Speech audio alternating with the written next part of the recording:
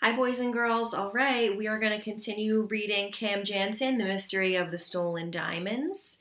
So Cam and her friend Eric have been in the mall this whole time. The setting is that it's taking place in the shopping mall. So far, we have Cam, we have Eric, Eric's little brother. We've met a couple of characters, and chapter 4 left off with Cam and Eric being inside the jewelry store, and then they noticed that the man that the police had brought in, they now let him go, and they are curious as to why he's walking in a different direction than he was before. So let's see what chapter 5 has in store for us, okay? I'm going to make a prediction, and I'm going to say that they're going to try to catch up with the man, but I don't know what they're going to find out. That's what I think is going to happen. What do you think is going to happen? Chapter 5. Cam and Eric quickly went out the Lee Avenue exit, the same one the man had gone through a few minutes earlier. It led to a street crowded with shoppers leaving the mall. "Did you see him?" Eric asked. "I think so. I think that's him up ahead. He's starting to walk down Lee Avenue." Cam and Eric tried to get through the crowd quickly. With the baby carriage, it wasn't easy. They brushed past a woman carrying a few large packages. She lost her balance, and one of the packages fell.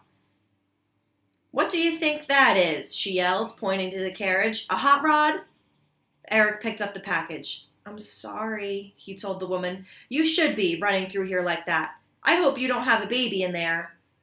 Eric was about to tell her that there was a baby in the carriage. Cam didn't let him. "Come on," she urged, "or we'll lose the man." They rushed ahead. They turned the corner onto Lee Avenue and saw the man halfway down the block. "Let's not get too close," Eric warned Cam, "or he'll know we're following him." They were careful to keep a good distance behind the man. It didn't help. When the man reached the corner, he turned and looked straight at them. "He saw us," Eric whispered. "What should we do?" "Keep walking. If we stop whenever he does, he'll know we're following him." The man stood still and waited. After Cam and Eric pushed the baby carriage past him, he turned and walked down Minnow Road. Cam and Eric kept walking until the man was out of sight. Then they turned and walked back to the corner of Minnow Road. The street was filled with construction equipment and huge mounds of dirt. A row of old houses was being torn down. Cam and Eric saw the man walk into the last house at the far end of the street. "It's almost 12, Eric said. "My mother will be waiting. Let's go back and call the police." "And what would we tell them? If those women and Mr. Parker are right, we're following an innocent man. As soon as we know something, then we'll call."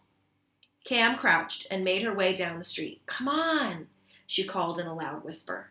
Eric crouched too as he pushed Howie's carriage and followed Cam.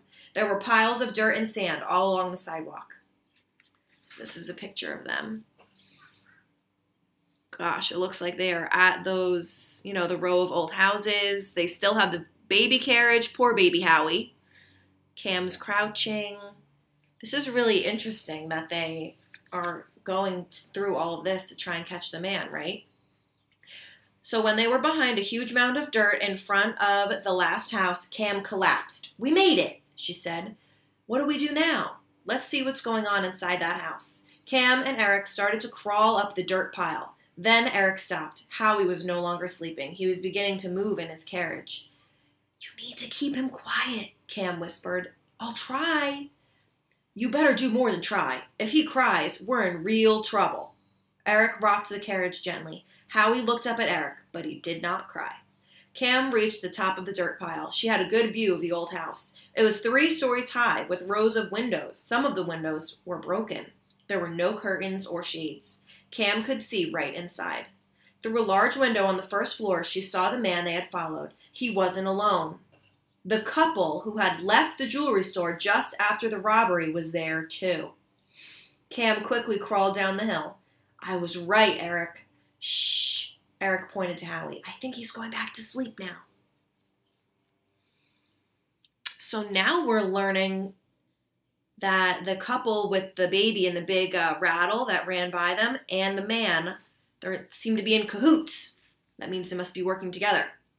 "They're all in there," Cam whispered. "The runner and the couple we saw leaving the store, they're all working together. The runner made all that commotion to keep the police from catching the real thief." "What about the woman and the baby?" Maybe they figured no one would suspect a man who went shopping with his wife and baby. If they did, they were right. You saw what happened when they left the store. They just walked away, and almost no one noticed.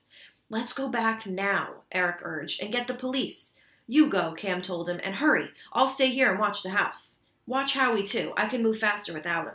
Eric ran off. Before Cam could tell him she didn't know how to watch a baby. Cam sat back against the pile of dirt and waited. It was very quiet. Cam looked around. Then she saw why it was so quiet. There were barriers at both ends of the street.